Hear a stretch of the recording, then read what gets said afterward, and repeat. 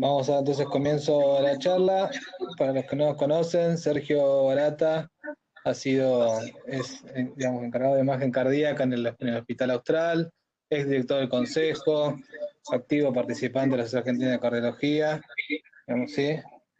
Digamos, ha sido profesor nuestro y un gran compañero de trabajo. Y Laura, no sé si la habían presentado recién, perdón, pero Laura trabaja también en el Hospital Austral. Es ecocardiografista, ahora está formándose en multiimagen, si no estoy equivocado, y creo que va para ese lado. Y ellos nos van a hablar hoy de evaluación de prótesis valvulares. Espero que les sea provechoso. Gracias, por supuesto, por estar conectados hasta ahora. Bueno, buenas noches. Gracias, Rodrigo. Buenas noches a todos. Veo que hay muchos del consejo, espero que no lo usen como somnífero esto. Pero la verdad que siempre es un gusto dar una charla en el curso. En esta oportunidad también es un gusto estar acompañado por Laura Sherdy.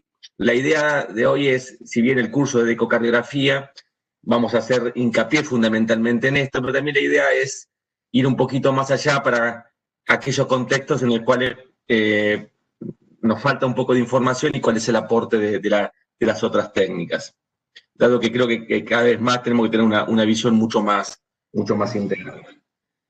El objetivo de esta presentación va a ser evaluar ecográficamente diferentes tipos de prótesis, entender qué es una prótesis normal, cuándo se sospecha una disfunción protésica, cómo interpretar la presencia de gradientes elevados y la regurgitación, y todo eso lo vamos a hacer acompañado de diferentes casos prácticos. Antes de entrar de lleno en la ecocardiografía, es muy importante entender algunos conceptos básicos de qué estamos hablando cuando hablamos de prótesis. Creo que hay tres conceptos que son muy importantes de entender. El primero es a qué llamamos área anatómica o área de montaje, que es el área determinada básicamente por el orificio anatómico, que es el orificio sobre el cual va montada la válvula. Esa área anatómica es lo que le da el tamaño a la prótesis y es lo que definimos cuando hablamos de tamaño 19, 21, 25, 27. Después hay otro concepto que tiene que ver con lo que es el área del orificio geométrico, que es básicamente el orificio interno de la prótesis. Y finalmente, el tercer concepto es el de orificio efectivo, que es distinto del orificio geométrico, que tiene que ver básicamente el área del flujo real, o lo que llamamos vulgarmente la vena contracta.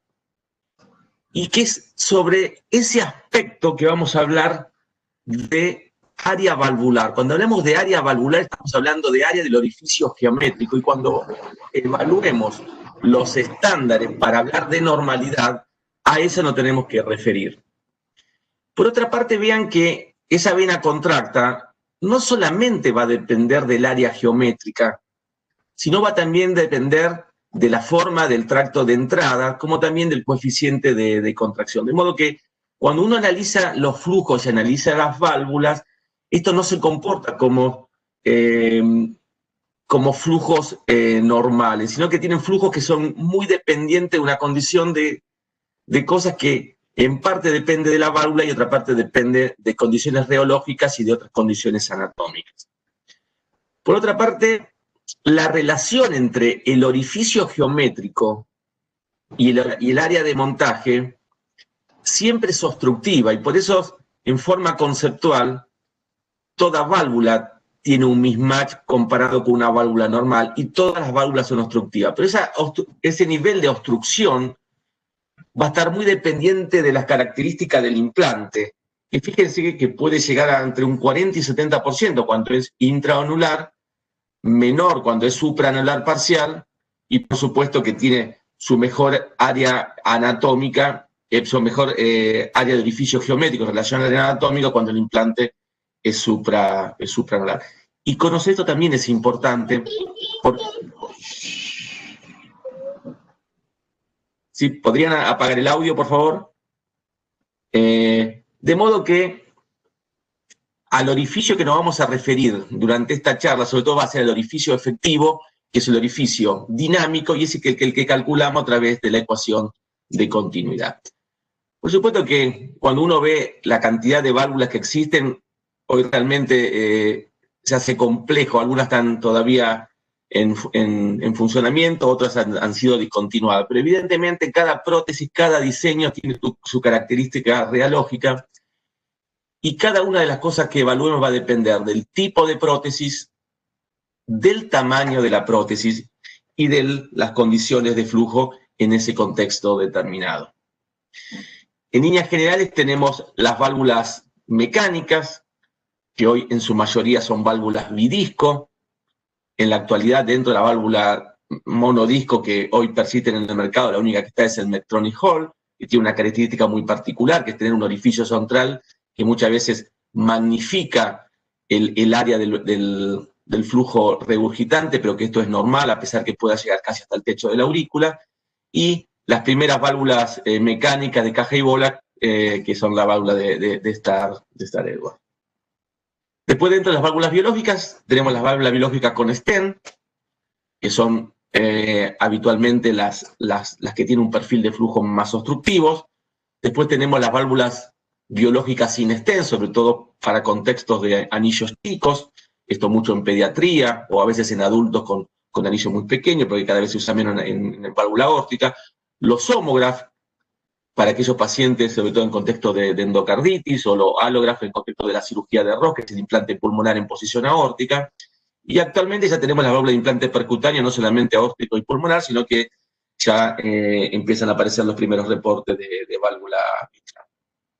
Ahora, antes de analizar, si bien disponemos de una cantidad de herramientas hoy para analizar el funcionamiento o una disfunción de una prótesis, hay algunos aspectos que son muy importantes conocerlos, aunque habitualmente muchas veces en la consulta uno carece de esta información. La primera es el tiempo cuándo fue la fecha de colocación del reemplazo valvular, qué tipo de válvula y cuál es el tamaño de la misma, las características corporales en términos de tamaño y altura para corregir por superficie corporal, la presencia de síntomas, y dos datos que a veces no se reportan, que es en qué contexto de presión arterial y cuál fue la frecuencia cardíaca en el cual hice esa evaluación. Por supuesto que si tuviéramos información relacionada con el protocolo quirúrgico es muy importante, y lo que es muy importante, el seguimiento longitudinal y básicamente la comparación de gradientes entre estudios en diferentes tiempos. Tener en cuenta que prótesis de igual tamaño pueden tener perfiles de flujos y áreas efectivas totalmente distintas. Y una cosa importante que tiene que ver con el seguimiento longitudinal, la importancia de estar atento al aumento progresivo de los gradientes y mismatch, a pesar que los pacientes estén asintomáticos. No todo reflujo de una prótesis es patológico. Las válvulas mecánicas tienen reflujos que son fisiológicos y que son cada uno característicos para el tipo de diseño de prótesis. Las que hoy se colocan más frecuentemente, que son las bivalvas, tienen habitualmente 3 reflujos, 2 laterales y uno centrales. ¿Y cuáles son las características que tiene un reflujo fisiológico? Básicamente que es protosistólico, que es de baja velocidad y de pequeña extensión. A diferencia de los reflujos patológicos o los reflujos por dehiscencia, que habitualmente son laterales, turbulentos y holosistólicos. Es muy importante tener una tabla distribuida por tipo de prótesis, ubicación y tamaño para definir cuál es el orificio esperado para esa válvula. Y cuando hablamos de orificio, hablamos de qué orificio, del orificio efectivo, no orificio geométrico. Acá, a modo de ejemplo, vamos a mostrar una válvula Star Edward de caja y bola. Acá se ve bien la caja y la bola de Silastic que se desplaza en sístole y en diástole. El flujo en este caso es un flujo lateral por fuera de la prótesis y tienen habitualmente un reflujo que se suspende, que a veces llega hasta la aurícula, que es un fenómeno acústico que se da por la característica de la bola y la caja. Raramente van a ver una pero en el caso que atienden un paciente, por lo menos conocer cuál es la mecánica de flujo y los reflujos fisiológicos. Esta es una válvula Medtronic Hall en posición aórtica. Fíjense, acá en posición aórtica únicamente vemos la sombra acústica cuando la válvula está abierta. En sístole, en diástole, la válvula, si se cierra adecuadamente, no deberíamos ver nada porque está paralelo al haz ultrasónico. Y una característica muy importante de conocer es que tiene este orificio central que está vinculado con un mecanismo de lavado y antitrombótico, que si uno no conoce, puede sugerir la presencia de algún grado de insuficiencia de alguna cuantía, pero que conociendo que es una prótesis Medtronic Hall sabe que ese es un reflujo absolutamente fisiológico. Las válvulas mecánica bidisco tienen mucho mejor perfil, habitualmente son de carbón pirrolíticos, hay algunas de carbón vitrio que tienen la característica de que no son radiopacas y no se ven en la radioscopía, pero que por suerte muchas de ellas ya están discontinuadas y solamente quedan unas pocas en el mercado. ¿Qué características tienen con respecto a las válvulas mecánicas? Que con respecto al resto de las válvulas mecánicas, las bidiscos son las menos tromboembólicas. Acá tenemos un ejemplo de una válvula Janshud en posición mitral. Se ven muy bien la apertura y el cierre. Vean que el cierre nunca es en 180 grados. Y a veces es muy importante conocer los ángulos de apertura de cada una de las prótesis, sobre todo cuando uno tiene la radioscopía, porque ninguna de estas se cierra en 180 grados y muy pocas salen en 90 grados. La mayor depende de la válvula. Si es monodisco o bivalva, va a abrir entre 65, 70 y 85 y 90 grados. Acá vemos muy bien 3 reflujos fisiológicos, protosistólicos de baja velocidad. Y acá en la posición in phase, desde la aurícula, vemos la apertura de la válvula bidisco con los puntos de sutura a su alrededor. La válvula biológica habitualmente tiene con stent tiene un soporte, habitualmente las válvulas son delgadas, no tienen reflujo, pueden tener a veces un reflujo mínimo central, son delgadas, de muy baja densidad tisular, y pese a lo que muchas veces creen uno porque tiene un perfil de flujo central, son las que menor área efectiva tienen, sobre todo comparadas con las válvulas mecánicas o las válvulas con esteros. Las válvulas biológicas tienen la menor área efectiva a pesar de tener un tamaño parecido. En cuanto a los homógrafos, son muy parecidos a una válvula normal. Básicamente, si uno no conoce el antecedente, puede no darse cuenta. Lo que puede ver a veces es un engrosamiento de la pared, sobre todo durante la primera parte del periodo perioperatorio, que tiene que ver con un edema, que a veces incluso puede dar un poquito de gradiente aumentado, pero que en la práctica ese edema se va reabsorbiendo en el paso de los meses y si hay un gradiente mínimamente elevado se termina normal. Habitualmente el gradiente de estas prótesis, si no hay ninguna complicación, tiene que ser muy parecido al de una válvula nativa. Y finalmente, las válvulas de implante percutáneo, que va a tener sus características según el diseño, no es lo mismo una Sapien que una Corval, que una Pórtico. Y esto requiere todo un abordaje especial. Hay algunos hallazgos que son habitualmente normales, como son las microcavitaciones, que son habitualmente, en este caso tiene una prótesis en posición aórtica, que habitualmente son brillantes, tienen que ver con un efecto mecánico del impacto del flujo en relación a la prótesis y que no tiene ningún tipo de importancia ni tampoco están asociadas a fenómenos embólicos. Cuando uno analiza una prótesis es muy importante tener una buena envoltura del flujo, poder distinguir claramente los clips de apertura y de cierre y sobre todo efectuar una adecuada alineación al flujo para no estar subestimando las velocidades y en consecuencia el gradiente. Tengan en cuenta que las diferentes prótesis tienen flujos que son muy diferentes, de modo que cuando uno analiza los gradientes, todo eso va a depender de la característica del flujo, de la superficie corporal, de la etapa del proceso de endotelización, si hay algún grado de calcificación, del tamaño del tracto de salida, cómo está orientada la válvula, del tamaño de la raíz y, por supuesto, sobre todo en las válvulas bidisco del fenómeno de recuperación. Y, por supuesto, también de la frecuencia cardíaca y la presión arterial. Una pregunta frecuente es ¿en qué momento es el óptimo para evaluar una prótesis? Y el momento óptimo, sobre todo, el ACE dice entre las 2 y las 6 semanas, Rajimtula, que fue el descriptor sobre todo de lo que es el mismatch paciente prótesis de ala alta, yo creo que tiene que ser alejado del periodo perioperatorio, cuando las condiciones hemodinámicas estén estables, el paciente haya mejorado su anemia, su hiperdinamia, esté sin dolor, y que de alguna forma nos den la fotografía para el seguimiento futuro. Cuando uno analiza, muchas veces cuando se analiza una válvula, uno rápidamente lo que hace es evaluar la velocidad y el gradiente. Y es muy importante también analizar la morfología de ese contorno, el tiempo de aceleración, el índice adimensional, calcular el área del orificio efectivo y, por supuesto, evaluar la presencia de alguna regurgitación patológica, el tipo, la repercusión por siempre sobre el tamaño y la función del ventrículo izquierdo y la presencia o no de hipertensión pulmonar. El cálculo del área del orificio efectivo se hace con la ecuación continuidad que usan habitualmente ustedes para evaluar la válvula aórtica. Y un tema que es importante utilizar y que puede agregar información es el índice adimensional, que es la relación entre la velocidad del tracto de salida y la velocidad aórtica por el flujo, por el Doppler continuo.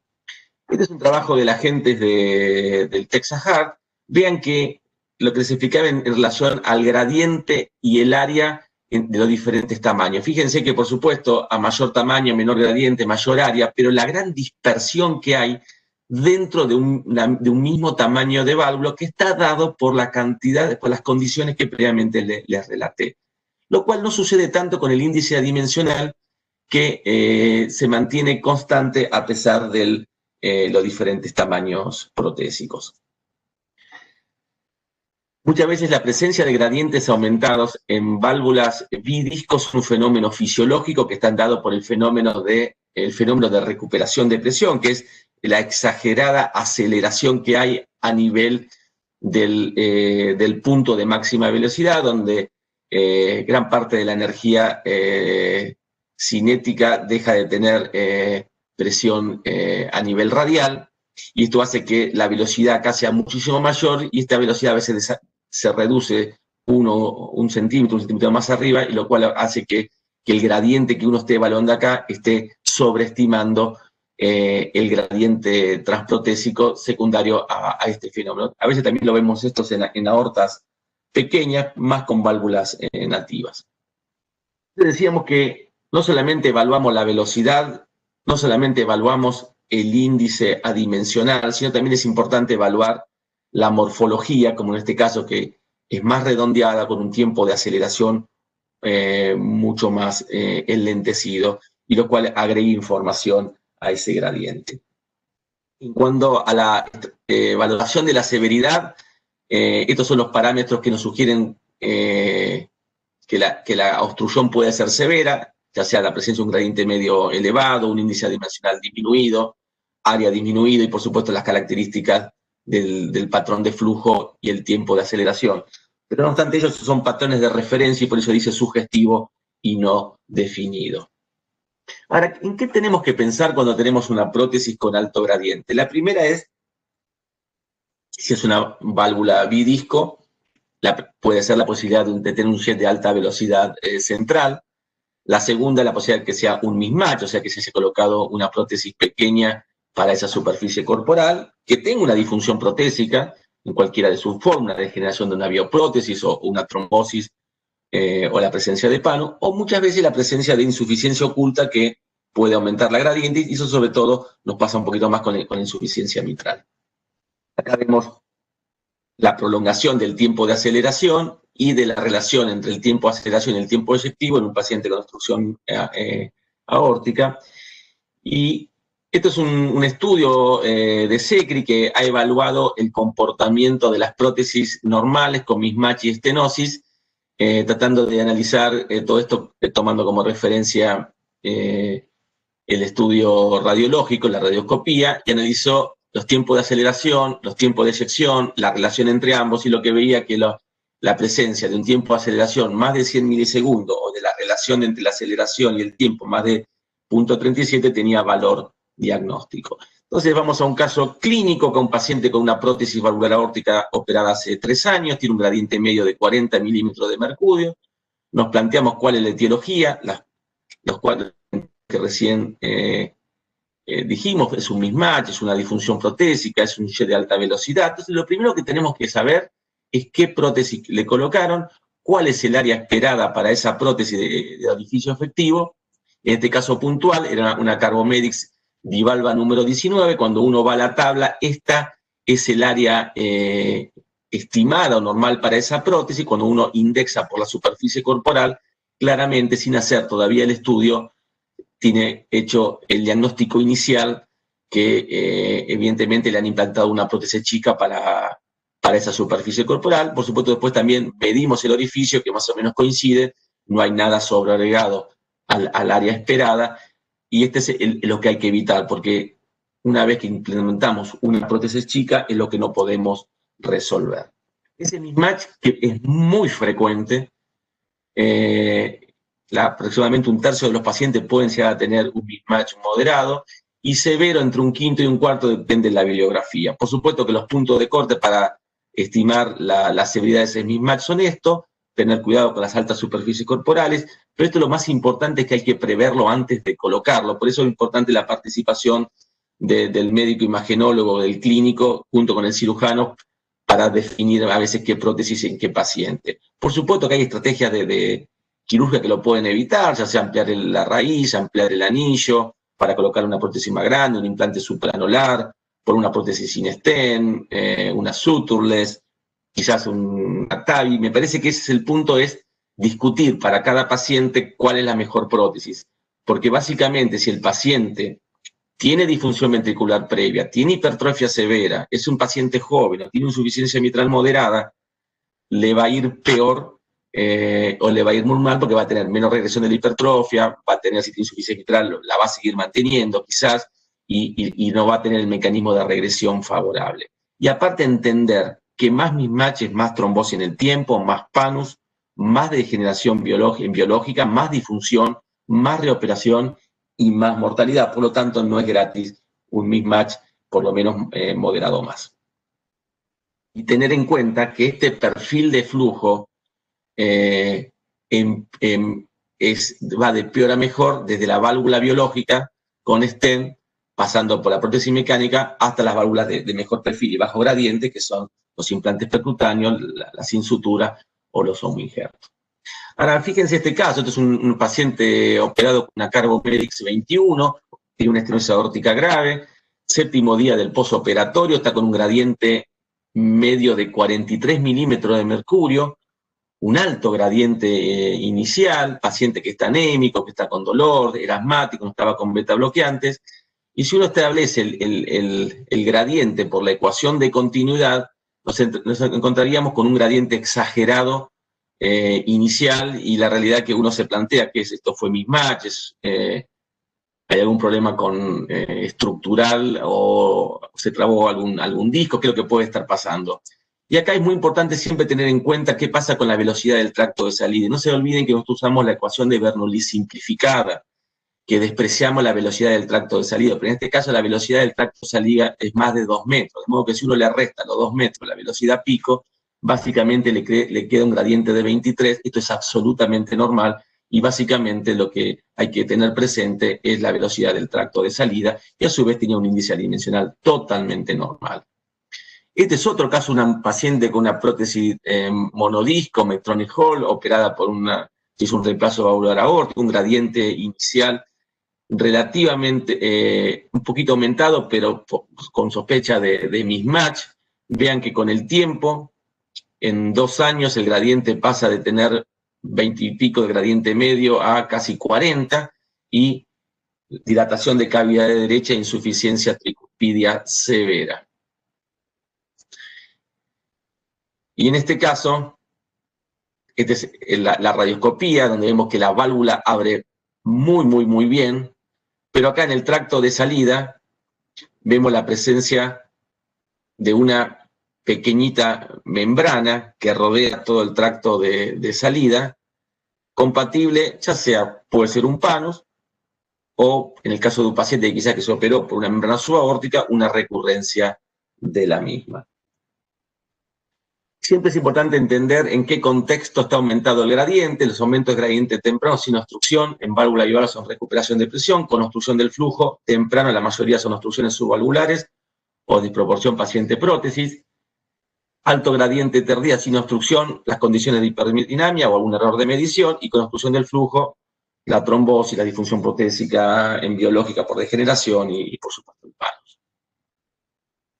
Una palabra con las prótesis stainless, básicamente lo vemos con los homoinjertos, a veces puede haber engrosamiento, puede haber edema, que es muy importante conocerlo inicialmente para después en el seguimiento no confundirlo con un absceso, pero por otra parte también es importante porque en el transcurso de, como bien decía, de las semanas, esto se reabsorbe mucho y mejora la dinámica. En este caso, no sucedió lo mismo, sino que acá vemos que la prótesis no está bien desplegada y acá hay un tema en el desplegamiento de la misma y esto no se va a resolver resolviéndose el edema. Para los criterios de severidad de la valvulopatía aórtica son lo mismo que para la válvula nativa. El único tema es que no siempre es tan sencillo poder lograr una calidad de estos índices que nos permitan poder usarlos todos. De modo que habitualmente lo que hacemos es mirar la sobrecarga de volumen, vemos la válvula, vemos que el ancho proximal del jet, el ORE no siempre es fácil de calcular, sobre todo en las mecánicas, vemos el veno contracta, vemos qué pasa en la aorta descendente, vemos qué pasa con la orientación del jet y también tratamos de analizar qué parte de la circunferencia está afectando en el caso que sea un leak periprotésico. Habitualmente los leaks los dividimos en leve, moderado y severo según el porcentaje de la circunferencia que afecta. Hace un par de años se estableció una nueva guía para la evaluación de las insuficiencias protésicas y hoy por hoy la idea es no solamente evaluar el porcentaje de la circunferencia que afecta, sino también el área digamos, de la vena contracta puede agregar algo de información. Muchas veces nos pasa que estamos en la sala de hemodinamia y tenemos que encontrar toda esta información y vamos a mostrar algunos ejemplos que nos pueden ayudar. Acá tenemos una válvula biológica protésica, tenemos un FLEL, una degeneración protésica con ruptura, en un contexto infectológico, y acá se ve muy bien la gran aceleración proximal que tiene el jet en su inicio, y después, bueno, el jet por supuesto se adhiere a la valva anterior mitral, y en el caso de estos jet excéntricos a veces subvaloran la severidad de la misma. Pero también es importante siempre ver qué pasa desde el punto de vista anatómico, y acá claramente vemos el prolapso y en este caso la ruptura total con la punta de la válvula flotando en el tracto de salida. Este es otro paciente también con un implante aórtico. Vemos una expansión sistólica y después una gran regurgitación que ocupa casi más del 25% de la circunferencia. Siempre muchas veces puede haber alguna supravalvular en las válvulas de implantes supraanular aórtica, que si no se expande eso no significa que sea un pseudoneurima o que tenga alguna dehiscencia. A veces tenemos que trabajar con la evaluación de las prótesis en la sala de hemodinamia, a veces tenemos que apelar a todo, tenemos que apelar a la característica del jet, a la circunferencia, a qué pasa en la aorta descendente. Y una cosa que también que no es parte de la ecografía, pero que uno lo tiene enfrente, que es evaluar el índice de insuficiencia, que es analizar la relación entre el gradiente diastólico y la presión de fin de diástole del ventrículo izquierdo en relación a la presión sistólica, y si esto es menos de un 25%, esa valvulopatía adquiere severidad. En cuanto a la válvula mitral, bueno, básicamente utilizamos los índices que usamos para la válvula nativa, con 2-3 detalles importantes. Creo que agregar la frecuencia cardíaca como dato importante para poder comparar estudios, tener en cuenta que el tiempo de impresión solamente sirve cuando está muy prolongado. Existe un índice adimensional que relaciona el BTI mitral con el BTI del tracto de salida y por supuesto hacemos la ecuación de continuidad. Si hay localización, si hay reubicación, vemos si se presenta la localización, la severidad y por supuesto el impacto a nivel volumétrico y de las presiones pulmonares y de cavidades derechas. También vean que acá hablamos de normal, posible y sugestiva, porque básicamente cada uno de estos índices tenemos que integrarlo y siempre también ajustarlo a la prótesis del paciente, descartando que no tenga una insuficiencia, que no esté escondiendo un aumento de gradiente. El mismatch en mitral es mucho menos frecuente, pero puede existir, y vamos a mostrar un ejemplo, y por supuesto las condiciones de precarga y poscarga. Muchas veces el paciente se nos presenta con disnea, en un paciente por reemplazo valvular mitral, y ahí, bueno, se nos plantea si esto es un problema de disfunción ventricular, si el paciente tiene hipertensión pulmonar previa que no resolvió, o si hay aumento de gradiente y esto obedece a una complicación protésica o un mismatch o una situación de alto volumen minuto con aumento de la frecuencia cardíaca.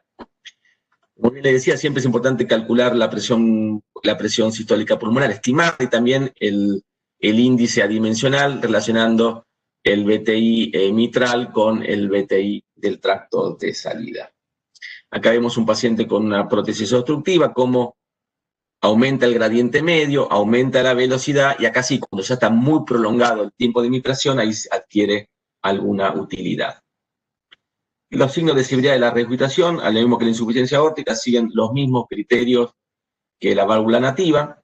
Y vamos a mostrar un ejemplo. Es una mujer de 60 años, de baja superficie corporal, antecedente de una enfermedad de Barlow, que tiene colocada una prótesis ONX, número 25, está sintomática, siempre tuvo un rin adecuada anticoagulación, tiene un gradiente medio levemente aumentado, un índice adimensional limítrofe y un área medida por ecuación de continuidad, o sea, un orificio efectivo de 1.1. Entonces, bueno, la pregunta, ¿por qué tiene gradiente aumentado? ¿Es un mismatch? ¿Es una disfunción protésica? Lo primero que tenemos que hacer es ir a la tabla de orificios normales, y para esta válvula de 25 milímetros el orificio esperado es 2.2, o sea que 2.2 es claramente distinto de lo que estamos observando acá, de modo que acá no estamos pensando en un mismatch. Estos son los puntos de corte para mismatch en prótesis mitrales, que son un poquito mayores que los aórticos. Acá realmente es una reducción real del tamaño de la válvula. Por supuesto que a veces el gradiente no puede dar aumentado por el fenómeno también de la aceleración de válvula bivalva, pero acá tenemos que pensar también que si puede o no haber una disfunción protésica, y en ese caso, por supuesto que hay que buscar más información en cuanto a si es un comportamiento fisiológico o una disfunción protésica, y bueno, es de mucha utilidad a veces hacer una fluoroscopía, una simple fluoroscopía, y ver el movimiento de la válvula, y por supuesto que hoy disponemos de la tomografía computada y eventualmente el transesofágico según el contexto clínico para definir qué es lo que está pasando. Este es un paciente de 14 años, había sido operado muy chico, a los 6 años, se le colocó una válvula St. siempre estuvo bien anticoagulado, pero ahora el paciente empezó a referir disnea cuando hace mínimos esfuerzos. El gradiente que tiene es un gradiente pico muy aumentado, 24 milímetros de mercurio, 14 de gradiente medio, un área muy pequeñita. Vean que cuando uno analiza desde el transtorácico, bueno, acá ven las microcavitaciones que le comentaba, pero básicamente ven que la válvula abre y cierra. Vean que no tiene ningún tipo de reflujo. Acá se ven las dos válvulas con los dos orificios muy claramente, de modo que sabíamos que tenía colocado una válvula de chico, el individuo creció, este es el orificio de referencia esperado para esa válvula, este es el orificio indexado, y acá uno no necesita demasiada más información para completar el diagnóstico de mismatch paciente prótesis, un paciente que se operó de niño, que se le puso una mecánica, y que no, por supuesto que la válvula no va a acompañar el crecimiento, y que hoy por hoy el único tratamiento es volver a reemplazarla y poner una válvula mucho más grande. Este es otro paciente que ya había tenido antecedentes de reemplazo por endocarditis, consulta por insuficiencia cardíaca recurrente, tiene un ventrículo que está hiperdinámico, acá una válvula biológica en posición mitral engrosada, gran hipertensión pulmonar. Acá cuando se le pone el modo M, que a veces puede ser útil para ver si hay algún tipo de flattering que nos haga sospechar la presencia de alguna degeneración o a veces una vegetación, acá lo observábamos. Pero vean que todas las prótesis tienen un área oscura que tiene que ver con la sombra acústica que determinan, y acá la válvula mitral, esto no es infrecuente. Pero, ¿qué nos ayuda a ver acá? Bueno, primero, a ocultar al paciente. ver acá el área de aceleración proximal, que tiene una aceleración muy, muy importante, y a veces si uno le pone el continuo no tiene problema de sombra acústica y va a registrar un jet que va a ser denso. En este caso, el flujo es periprotésico, y acá se ve muy bien en un eje corto, transtorácico, un leak periprotésico. Por supuesto que acá avanzamos hacia un eco transesofágico, y acá se ve claramente muy bien que hay una dehiscencia de la prótesis, ahí se ve un hilo de sutura roto y un gran jet de recuperación que ocupa toda la aurícula izquierda y penetra en las venas pulmonares. También es un área de sombra acústica, es una prótesis en posición aórtica, y vean que sobre todo la zona esta del seno derecho prácticamente a veces es muy difícil ver desde afuera, y por eso a veces las otras técnicas pueden ayudarnos cuando sospechamos alguna complicación, sobre todo las infectológicas. Este es un paciente también con un reemplazo valvular mitral, con dificultad a la salida de bomba. Vean que tiene un disco. Acá se había hecho una cirugía con conservación del aparato subvalvular y aparentemente quedó atrapado el disco, así que bueno, hubo que reentrar en bomba, se acomodó el aparato subvalvular y el paciente salió sin ningún tipo de problemas. Este es un paciente que tiene paciente joven, una prótesis mecánica bivalva, hace menos de un año, disnea progresiva, muy bien anticoagulado, que comienza con dilatación de cavidad derecha e hipertensión pulmonar. Un estudio negativo para TEP. Y vean lo siguiente, acá de golpe ven reflujos fisiológicos, arriba a la izquierda, y en la arriba a la derecha ven que por momento no hay reflujo, y por momento tiene un reflujo severo. Lo que tiene es una insuficiencia intermitente. Vean acá el espectro del continuo. Vean que por momento tengo espectro de insuficiencia mitral y por momento no tengo absolutamente nada. Y en este caso puntual es un raro caso de panus precoz. Acá se ve muy bien desde la vista auricular el panus supraanular.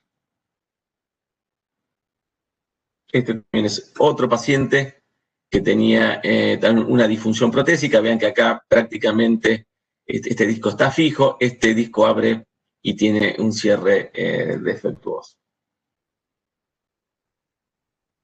Este es un paciente también con una trombosis protésica. Acá vemos una válvula que abre muy bien, un hemidisco, el otro hemidisco que está prácticamente obstruido, y acá en las vistas in-phase desde la aurícula vemos que este disco está totalmente obstruido. ¿Qué cosas nos sugiere la severidad de una insuficiencia mitral protésica? Bueno, primero, si hacemos un área valvular, un orificio efectivo, tener en cuenta al aplicar la ecuación de continuidad que no haya insuficiencia aórtica o mitral significativa, porque eso no va a alterar el gradiente.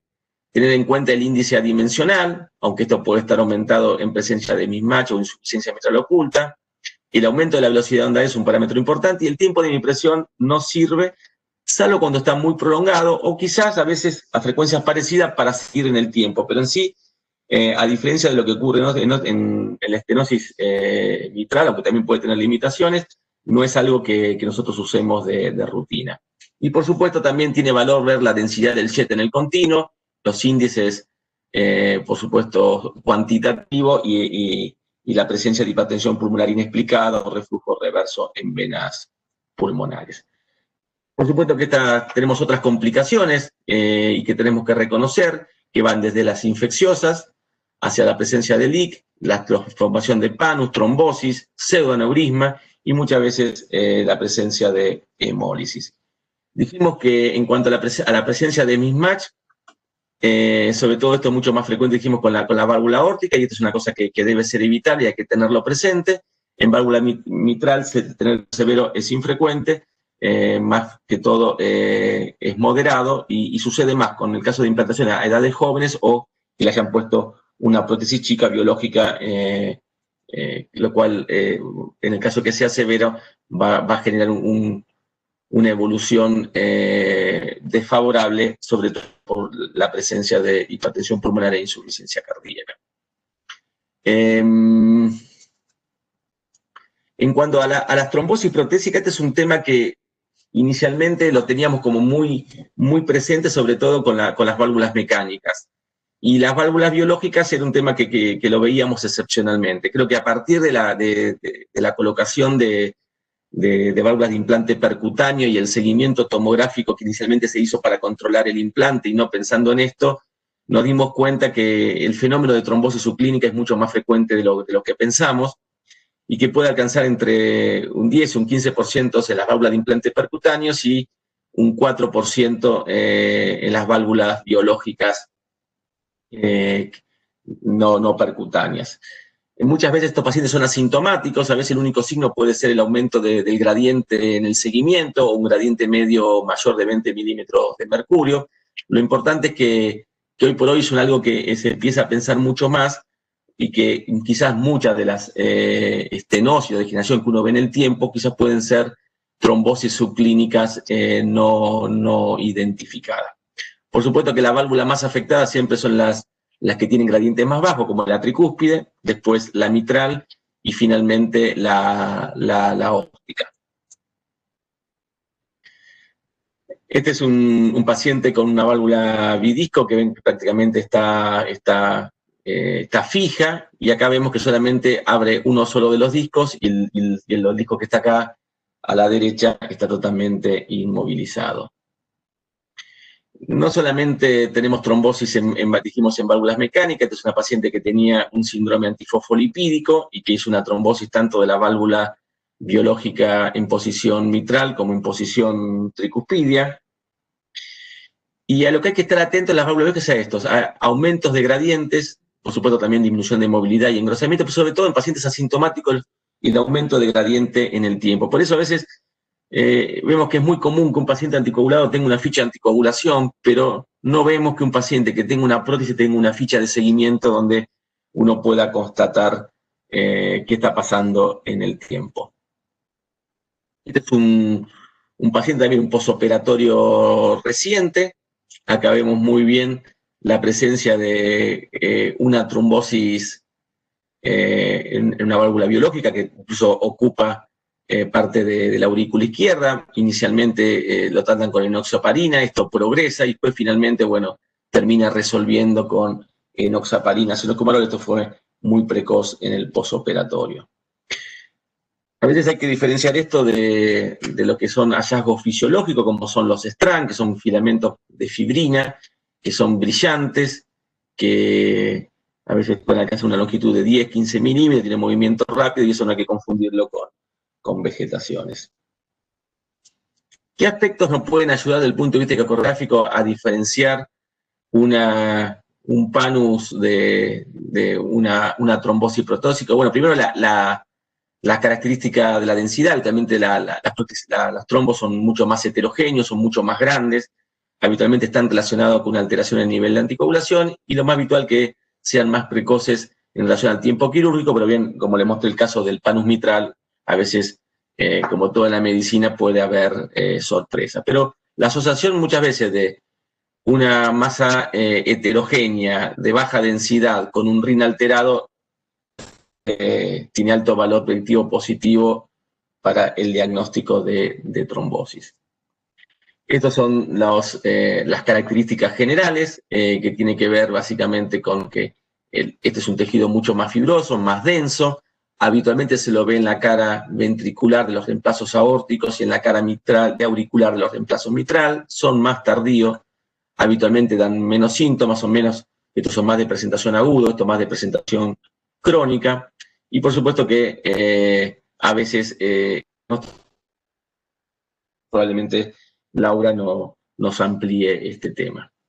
Este es un paciente con un reemplazo valvular aórtico, tiene una prótesis bidisco, inicialmente con un mismatch leve, tenía un gradiente de 23 milímetros de mercurio.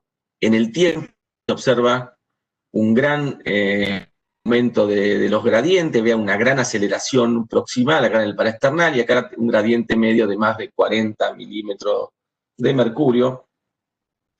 Acá se le hace el transesofágico y vean, claro, la dificultad de la sombra acústica, pero vean que tenemos una regurgitación muy importante, excéntrica, que ocupa gran parte de la de la circunferencia y que se extiende a nivel del septum anterior, y esto es lo que yo le comentaba antes, a veces estas pequeñas expansiones que se ven acá pueden ser normales en pacientes con un implante supraanular.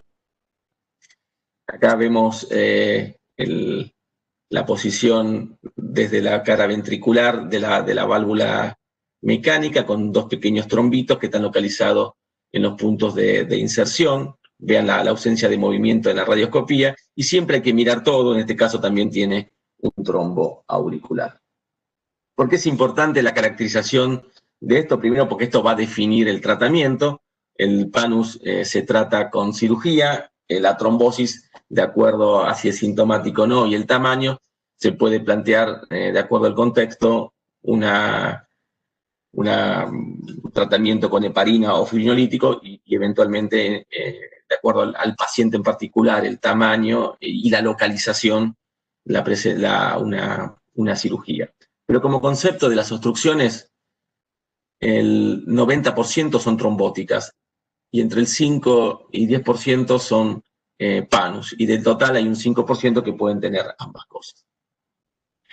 Este es un paciente que tiene una artritis reumatoidea, válvula, una insuficiencia aórtica, pero con clasificación, que no era candidato a cirugía. Se le coloca un implante percutáneo, una Corval, y lo que se observa en el tiempo es una disfunción del ventrículo izquierdo, un aumento claro de los gradientes, la aparición de disnea y un ProBNP elevado. El paciente tenía un pequeño leak, pero acá se observan a nivel de, dentro de la trama de la bar Corval, tenemos una zona mucho más grueso, con movimiento, que bueno, nos hizo sospechar la posibilidad de que estuviéramos en presencia de un fenómeno trombótico.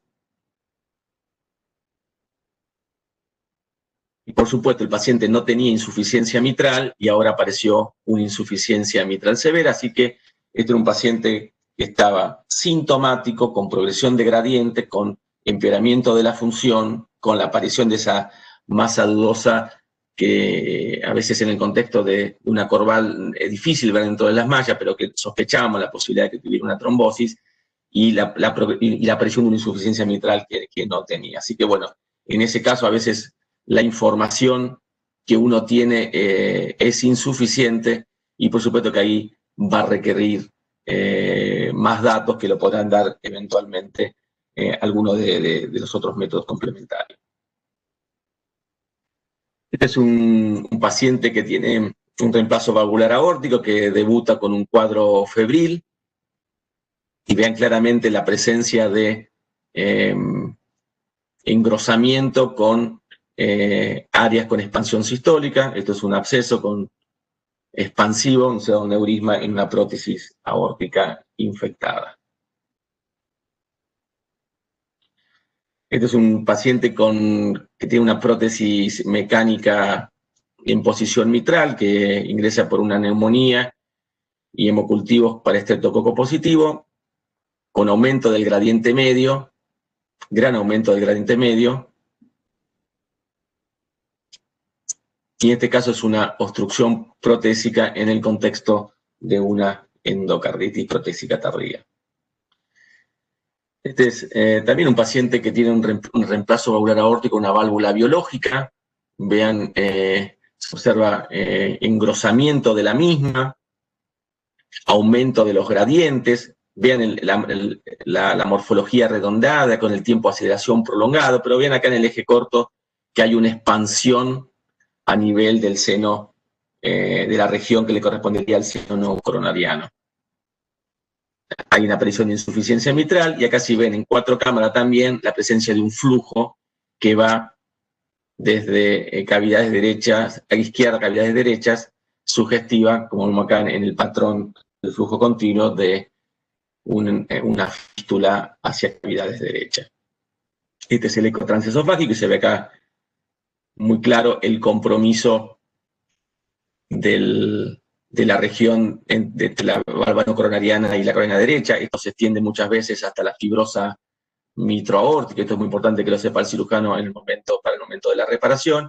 Y acá vemos desde la vista auricular cómo expande la zona que corresponde al seno no coronariano. Y esto, bueno, esto ya cuando la dehiscencia ocupa más del 25%, cuando el leak más del 25% tenemos una dehiscencia, y en este caso tenemos básicamente una prótesis a punto de soltarse.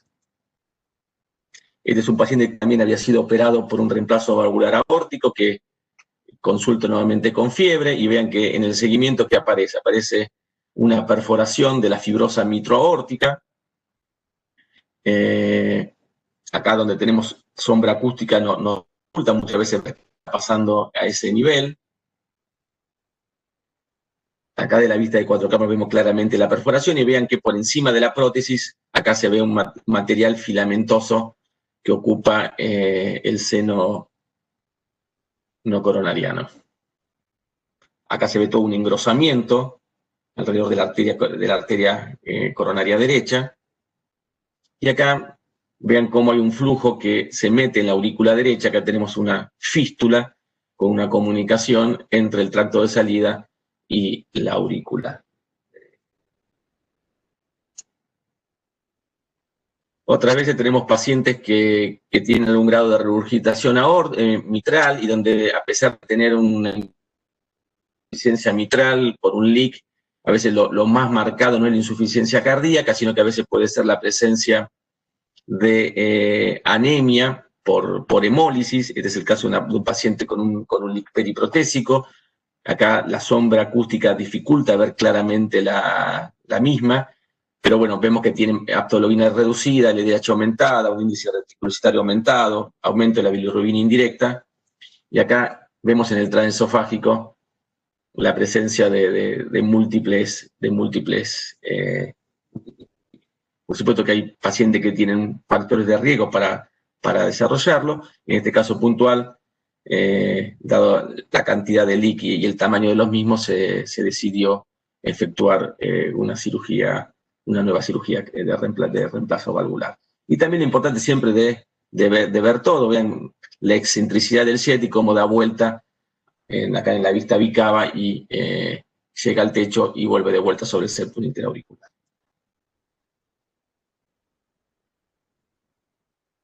En este caso puntual se reemplazó la válvula. Esta es una paciente que tenía un reemplazo con una válvula mecánica, y consulta porque dice que no escuchaba los ruidos de su válvula. Se observa un agrandamiento sobre todo de cavidades derechas, gran turbulencia, acá toda mucha sombra acústica que no nos permite ver, una gran aurícula derecha, y vean un severo aumento del gradiente medio transtricuspidio, 15 milímetros de mercurio.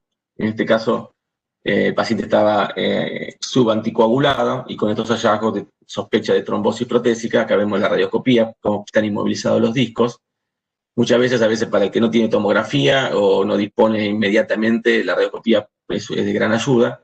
Y por supuesto el paciente fue a cirugía, se le recambió la válvula, y este es el hallazgo intraoperatorio. Este es otro paciente también con una prótesis que consulta por signo de fallo derecho. Había la gran dilatación de la yugular, la dilatación de la vena cava. Acá se ve toda una zona de engrosamiento de una bioprótesis con imágenes móviles en su interior, turbulencia y un gradiente medio muy aumentado de 13 milímetros de mercurio, compatible con una disfunción protésica con estenosis. Esta es una chica joven, es un Noonan, que había sido operado de un reemplazo valvular aórtico y se le había colocado un homoinjerto en posición pulmonar. Vean cómo aumenta el gradiente, cómo el septum interventricular se aplana por la sobrecarga de presión. Entonces,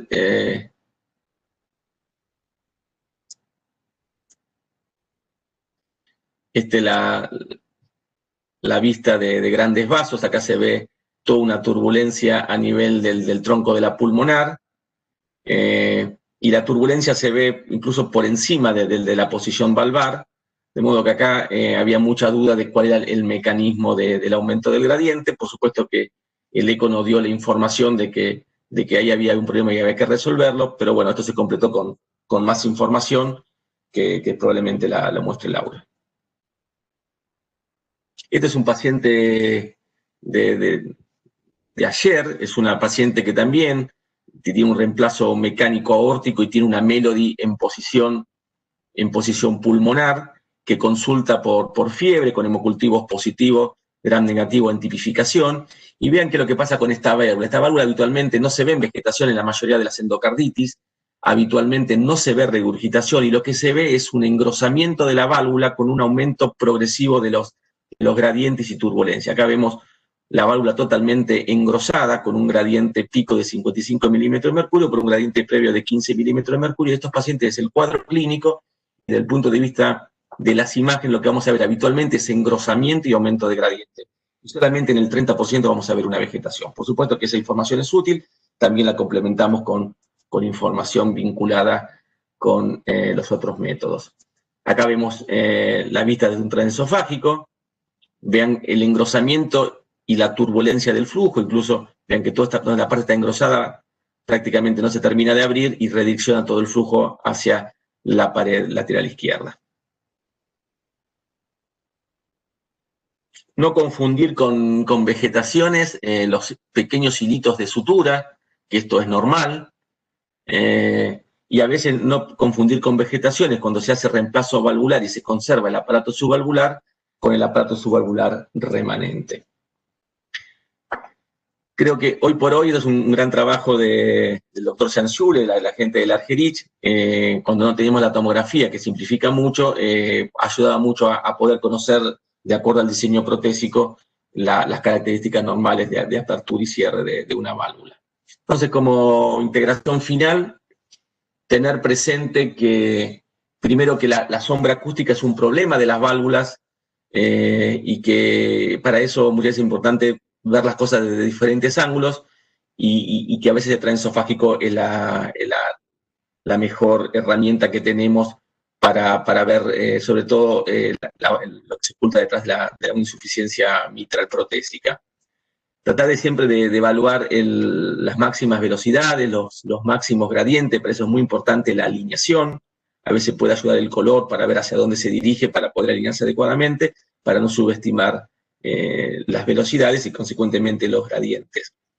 Tener en cuenta que la velocidad proximal, cuando uno evalúa la válvula aórtica, no se tiene en cuenta en la ecuación de Bernoulli modificada, pero si esta velocidad es más de 1 metro, hay que corregir ese gradiente máximo. En las válvulas bidiscos, menos en las raíces chicas, tener en cuenta el fenómeno de recuperación de presión como causa de incremento de gradiente con una prótesis absolutamente normal, y trabajar más con los gradientes medios que con los gradientes pico.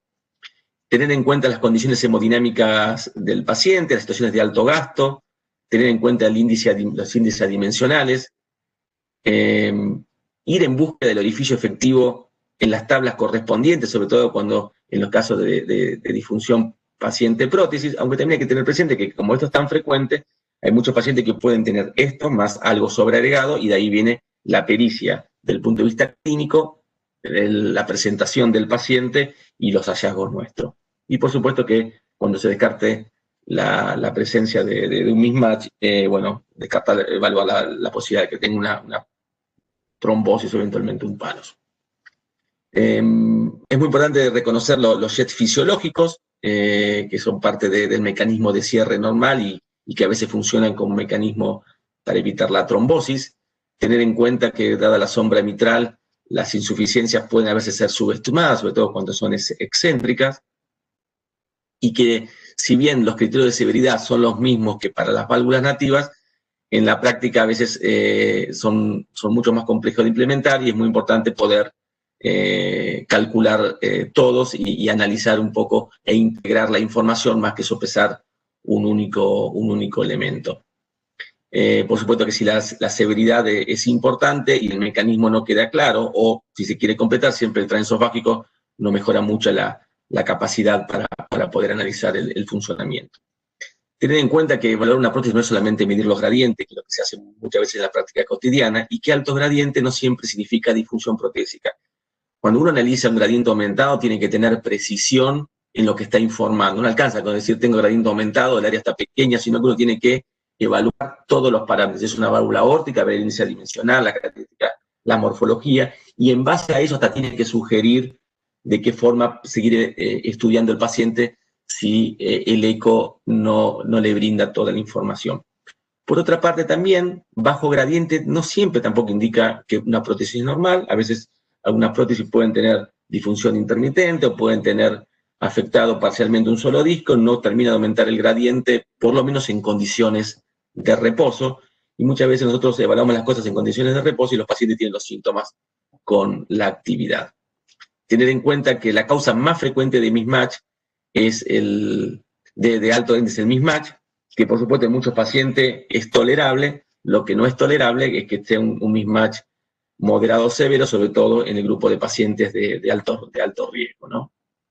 El diagnóstico diferencial en pacientes con aumento de gradiente entre disfunción protésica, mismatch o un aumento localizado, requiere siempre calcular el orificio efectivo, no me canso de repetirlo, y compararlo con una tabla de referencia que deberían disponer cada uno de ustedes en la sala de ecocardiografía y que la mayoría en la práctica habitual no lo hace. Y como todo en medicina, y fundamentalmente también con las prótesis, es muy importante integrar toda la información que lo da en la ecocardiografía y también a veces integrar todo esto no solamente con la clínica, sino también con el resto de las técnicas disponibles. Yo creo que en estos últimos 15 años la evaluación de una prótesis nos ha permitido tener mucho más precisión en cuanto a la caracterización de lo que está sucediendo. Y hoy realmente es importante tener en cuenta no solamente cuál es el aporte del caso de la ecocardiografía, sino también tener en cuenta cuáles son las limitaciones para saber cuándo uno tiene que definir las cosas con precisión o cuándo tenga que apoyarse en alguno de los métodos complementarios, que por eso son complementarios, básicamente para poder afinar la precisión de nuestro diagnóstico. Así que bueno,